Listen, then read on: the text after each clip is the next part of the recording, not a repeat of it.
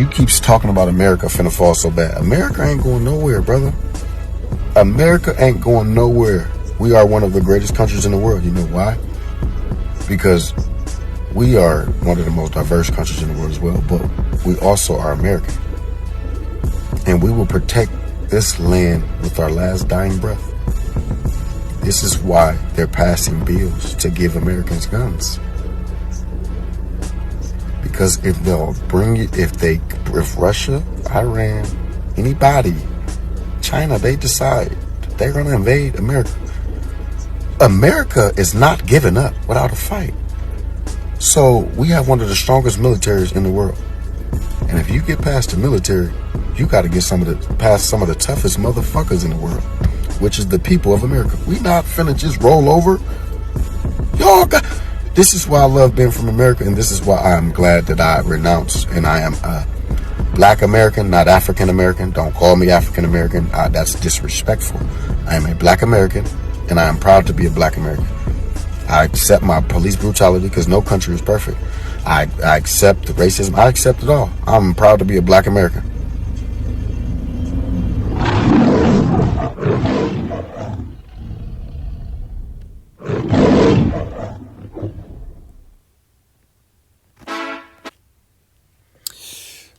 All right, Shalom. I want to start off by giving our praise, honor, and glory due to Yahweh, Bahashem, Yahweh Shai, Bahashem Rakakodash. I like to give double honors unto the apostles and the elders of Great Millstone, where I learned this truth from, and I like to say peace and salutations unto the hopefully elect. And, today, just going to go into this super cool nigga right here, man. Pretty much saying, oh, well, ain't nothing going to happen to America. Okay, you believe what you want, sir. Believe whatever you want to believe. But clearly, in the scriptures, it says that America, a.k.a. Babylon the Great, is going to be destroyed by fire. But, go ahead and still have that faith in America, man. Go ahead. So, I am going to grab those two scripts that I had in the beginning, man. But real quick, because, I just want to play another clip to back this one up, right? Let's check out Unc right quick, man. Let's check out Unc. Charleston White. Let's check him out, man. I'm going to fast forward it because, I got that music playing to about right here. Slap. Yeah, nigga, we got our own flag now. Yeah, no. Yeah, now we got our own flag now, baby. Yeah, the nigga nation. We strong now. We got our own religion. We ain't Christians, we ain't Muslim, we ain't Jew, we niggas. And we pray to the nigga God, whoever he is. And we practice niggism. Yeah. Like Islam is called niggism. But what's the nation? Nigga nation. A bunch of niggas.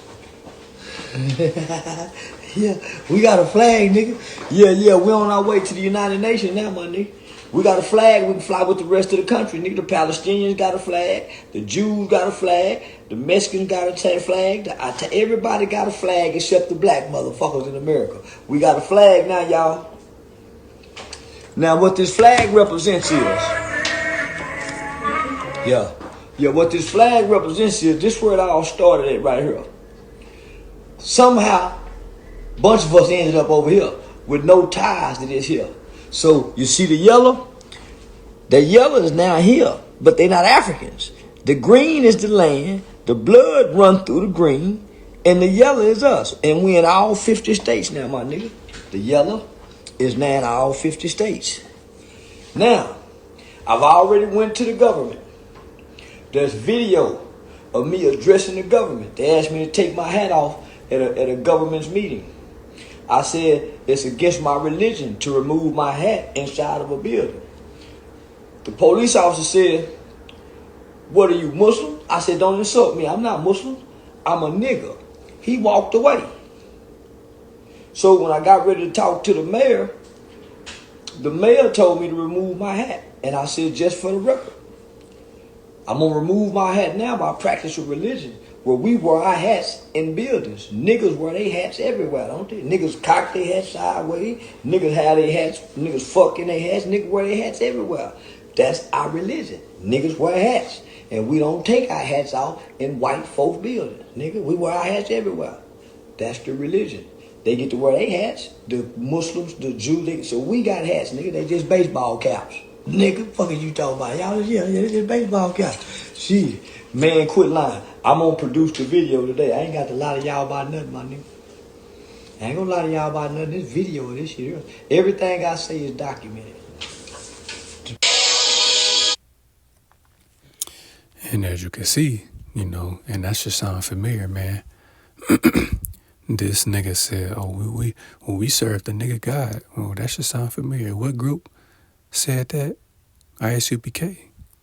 Didn't they say they served the nigga God?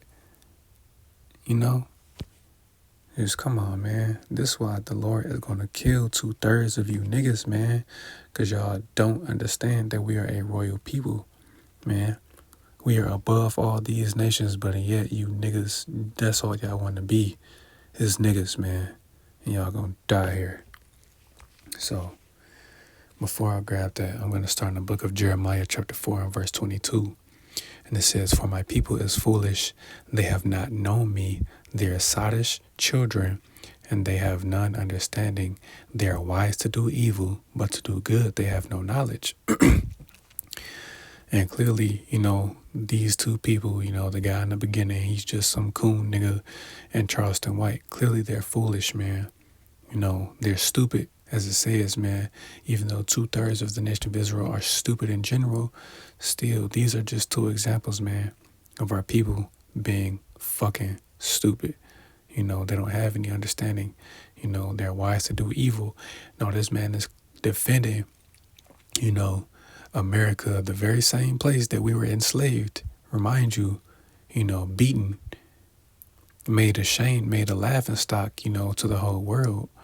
But meanwhile, I accept police brutality and racism, you dumb motherfucker. So you pretty much saying you're okay with being oppressed by Esau.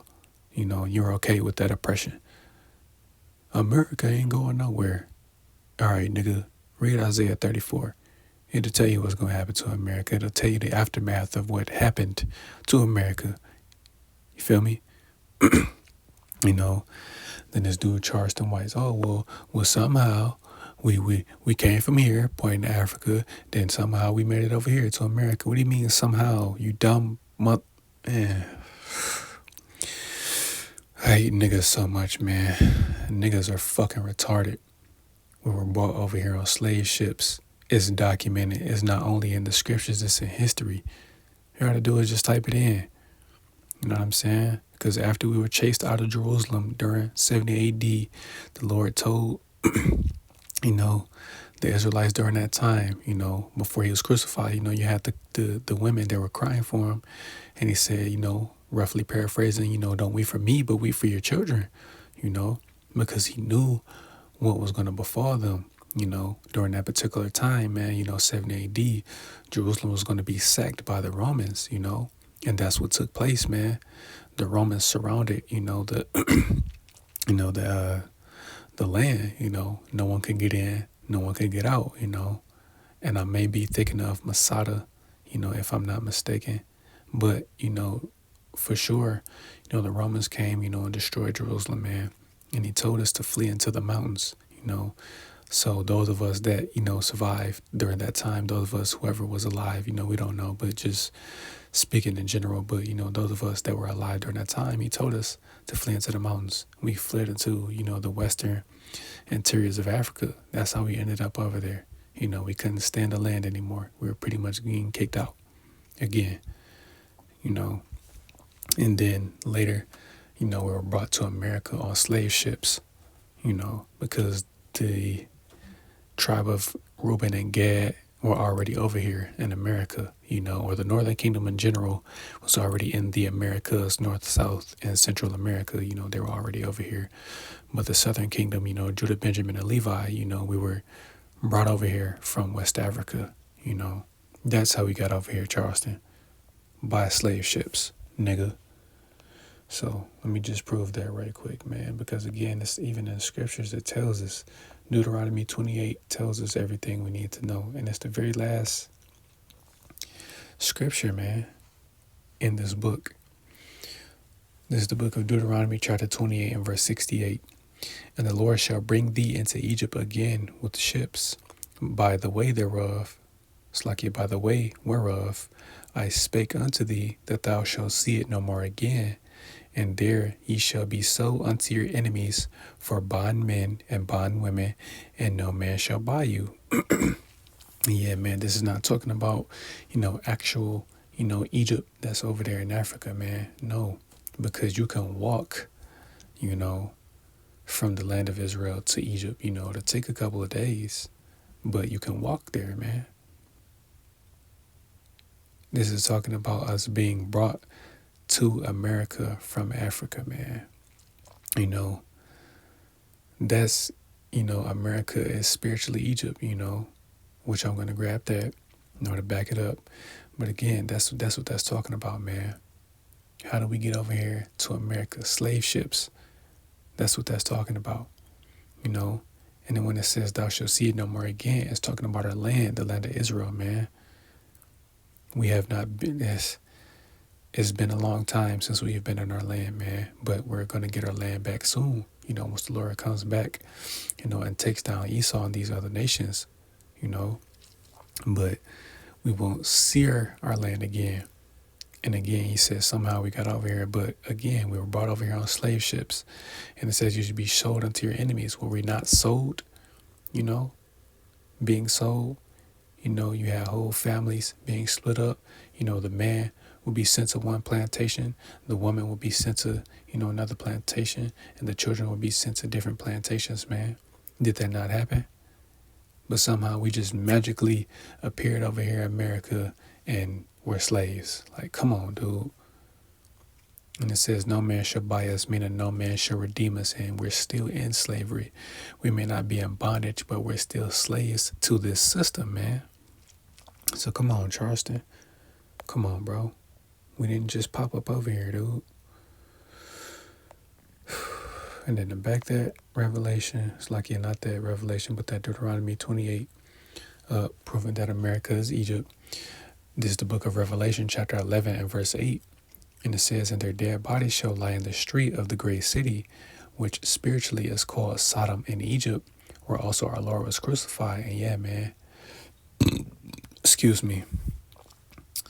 We know why America is spiritually called Sodom. It's self-explanatory. We know why, but America is also spiritually Egypt, because this is where, the nation of Israel suffered hardcore bondage, because when we were in ancient Egypt, man, Pharaoh, which some speculate was Ramses II, he put hell on Israel, man. That's why, Israel kept growing and growing as a nation, because the more and more we were afflicted, the more and more we multiplied, man. We became a great nation in that place, But America is spiritually Egypt. No, because the same thing that happened to us in ancient Egypt is the same thing that happened to us over here, man, just in modern times. And our Lord was not physically crucified over here, but his image, man. His image was crossed out. Job 9:24. The earth was given into the hand of the wicked. He shall cover the faces of the judges thereof, man. Meaning, again, you have during the Renaissance period, they had a thing called iconoclasm, which pretty much, Esau went and literally whitewashed all those, icons, which you still have, some floating around, like, just one of many examples, like Vladimir Putin. He had, the one Russian icon which showed, Yahweh Shai, or depicted, Yahweh Shai being a black man. Because again, the Israelites are a people of color, man. We're a dark-skinned people. We're different shades of brown, but still, we are a people of color. We're not Edomites, man. We're not white. And there is no such thing as black or white, man. But, it is what it is. So, to grab those couple of verses that were in that video, This is the book of Isaiah chapter 30 and verse 11. It says, "Get you out of the way, turn aside out of the path, cause the Holy One of Israel to cease from before us. Wherefore, thus saith the Holy One of Israel, because ye despise this word, and trust in oppression and perverseness, and stay thereon, therefore this iniquity shall be to you as a breach ready to fall, swelling out of a high wall, whose breaking cometh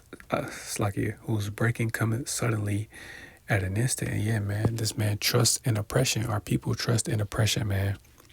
And that's what it said, man. Let me see if I can find it. Slakia, bear with me.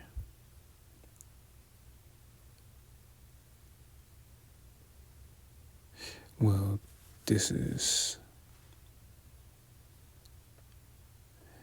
I'll still grab it, man. It's the book of Psalm 62 and verse 10. And it says, "Trust not in oppression, and become vain in robbery. If riches increase, set not your heart upon them." Now, pretty much, again, the point I want to make in this particular verse is just to not trust in oppression, not to trust this man and his system, man. Because, again, trusting in this system is going to be, your downfall, man. Because, again, this is what a lot of our people don't understand, is that, once you trust in this system, you're pretty much giving yourself over to this man, and he trusts in this place. But ultimately, this is what's going to happen to him, man. This is the book of Isaiah chapter 36 and verse 6. And it says, "Lo, thou trustest in the staff of this broken reed on Egypt, whereon if a man lean, it will go into his hand and pierce it. So is Pharaoh, king of Egypt, to all that trust in him." And yeah, man, this man is going to receive the mark of the beast, which is the RFID microchip, man. He is going to get chipped. Because he's talking about, oh yeah, man, well, America has the strongest military in the world. Bullshit. The American military is not how it used to be, man. These other nations don't fear America anymore. Why do you think these other nations have missiles as well, man? Because remember, after World War II, Russia and America were in an arms race. Well, they're still in an arms race, but still, after America dropped those atomic bombs on Japan, no nation wanted to come up against America. Whatever America wanted to get done in those countries, they did it. But now these other nations have those weapons as well, man. So, talking about the American military is strong. Okay, well, let's see what this is. This is the book of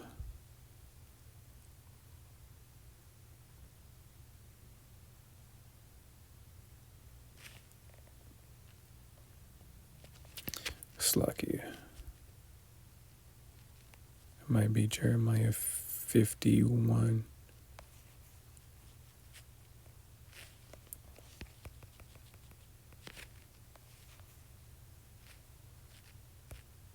Yep, Jeremiah 51 and 30. And it says, "The mighty men of Babylon have forborne to fight. They have remained in their holds. Their might have failed. They became as women. They have burned her dwelling places. Her bars are broken." So yeah, man, this is pretty much telling you that the American military, man, the men, the once great American men, they don't want to fight anymore. I don't know if he's taking a look at this current generation of men, but a lot of them are weak, man. They're weak. They're effeminate. A lot of them wouldn't know what to do, in combat, let alone a damn fist fight, So again, the American military ain't what it used to be. And he's talking about how strong this military is. Meanwhile, you have those Russians over there. Not only the Russians, but, the Russian, those Koreans, those Chinese, hell, I want to say even the Indian military doing intense, keyword, intense military training, man. You got those Russian military guys over there in the woods, you know. And this is just something that's normal in Russia, man. They're over there wrestling with bears in the damn woods, man. Let a dude out here in America see a damn bear. He might give up the ghost because he ain't gonna know what to do, you know. But they wrestle bears for fun over there in Russia. What the hell do you think a man in America is gonna do in a time of war? Right. And then you also have, you know, those Korean military men over there breaking cinder blocks, not only with their hands, but with their heads, man. That should tell you something, man. Those men are ready. They're trained for war. But again, you know, you have, you know, homosexuals and transformers in the American military, you know. The American military is a laughingstock among the world right now, and you clearly see their recruiting numbers are low. You know, no one wants to fight for this place, man. No one wants to fight. And then he also said, you know, oh well, if Russia and China wanted to invade America, you know, they would have to get past some of the toughest mother. Man, the only people that's truly gonna be trying to defend America is, you know, those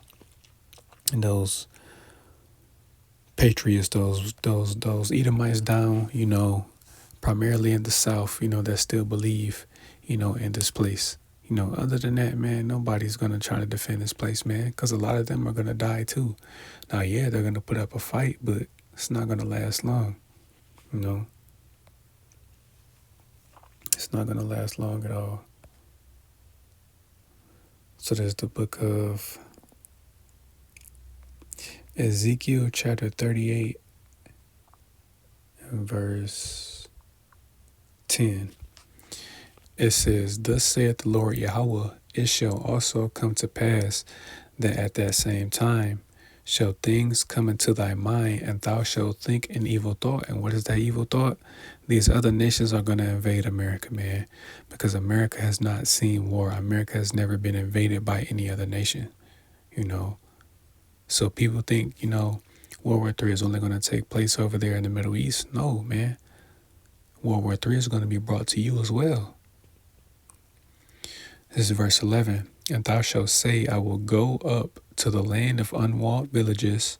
I will go to them that are at rest, that dwell safely, all of them dwelling without walls, having neither bars nor gates, to take a spoil and to take a prey, and to turn thine hand upon the desolate places that are now inhabited, and upon the people that are gathered out of the nations which have gotten cattle and goods that dwell in the midst of the land. And are not the people in America, you know, at rest, even though, you know, inflation and all of that madness, but still, are the people in America not at rest? Are they not dwelling safely? Isn't America an unwalled village, man? Because again, you have a lot of migrants, not only, you know, Northern Kingdom, you know, Issacharites, Zebulonites, you know, Asherites, you know, coming over. You also have other nations, you know, Moabites, Hamites, you know, Ishmaelites that are military age fighting men, you know, coming over here. They're just walking freely on over here, man. And America's not doing anything to stop it. This is that land of unwalled villages, man. Any and everyone could just come to America right now at the borders, and they won't be stopped. But, you know, again, oh, well, even if they do invade, they're going to have to fight some of the toughest motherfuckers. Man, a lot of people going to be out here dying, bro. Give it up. Give it up, man. So let's go to Apocrypha right quick, because I don't want to make this too long. But again, just to bring out certain points, man. Because again, all hell is going to break loose, and you have this simple nigga trying to defend this place, man. It's done. It's done. Matter of fact, let me grab that, man. Let me grab that, because apparently, man, I hate niggas, man.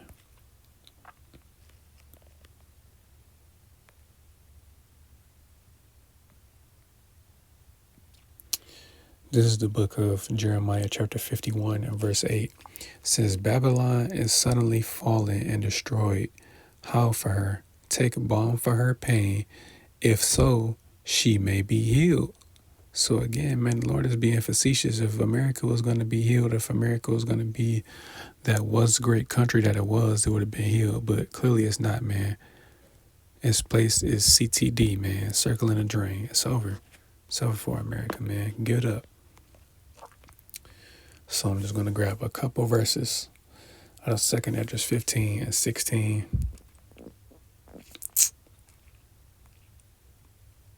Let me see.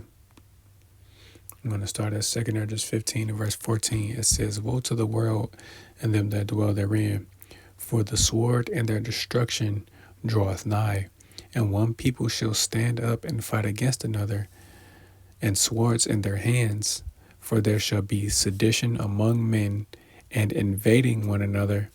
They shall not regard their kings nor princes, and the course of their actions shall stand in their power." So yeah, man, for those that seen the movie, Civil War, spoiler alert, they pretty much, didn't regard, the words of the president, and then, they end up killing him in the movie, which, there's no backstory on what they were trying to do. But again, this is what's going to happen in their future, man.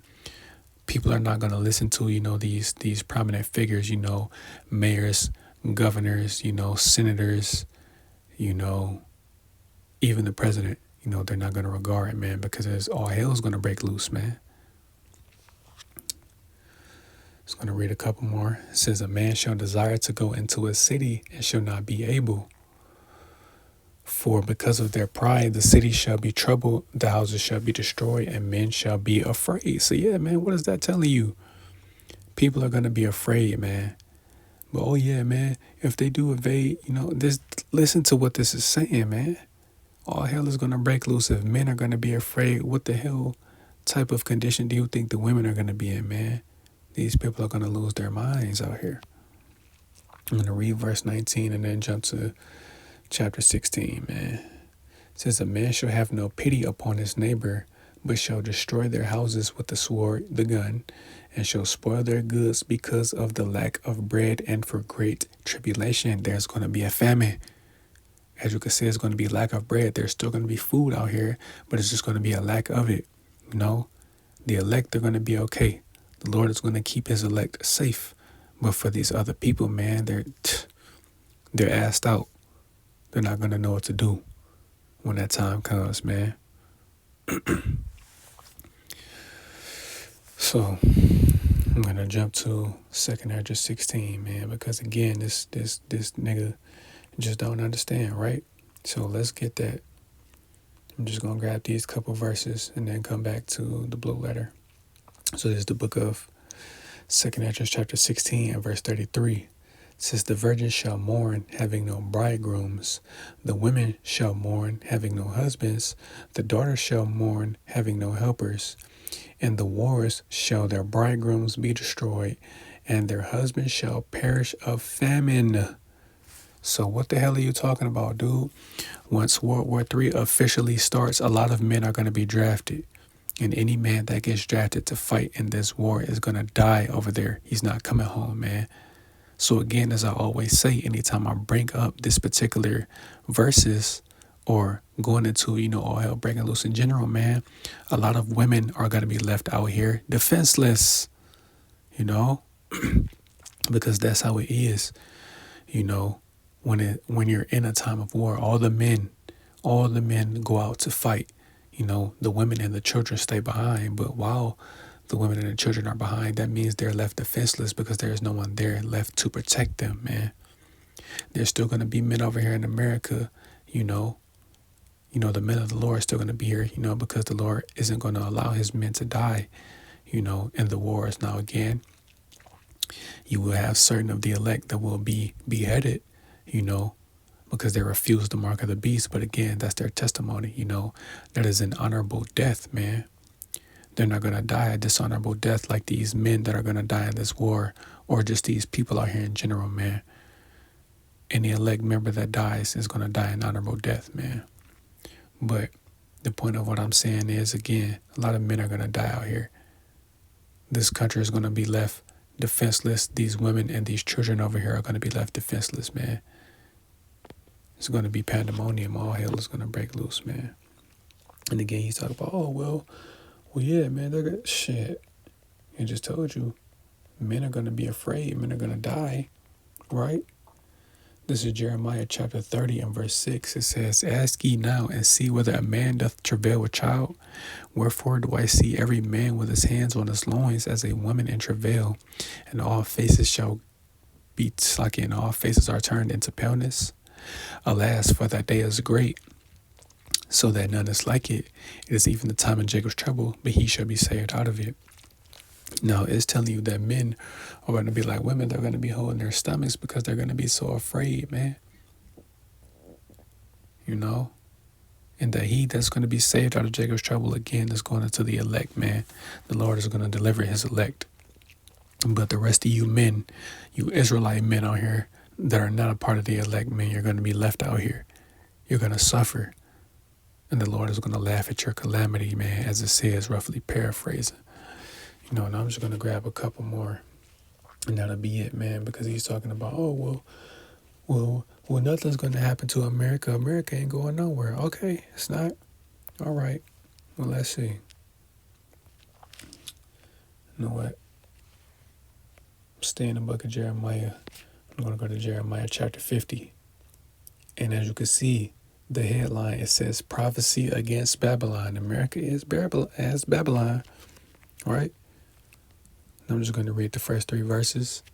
It says, the word that the Lord spake against Babylon and against the land of the Chaldeans by prophets, like it by Jeremiah the prophet. You know, it says, declare ye among the nations and publish and set up a standard, publish and conceal and conceal not. Say, Babylon is taken, Baal is confounded, Merodach is broken in pieces, her idols are confounded, her images are broken in pieces. Verse 3, and this is the point. For out of the north there cometh up a nation against her, which shall make her land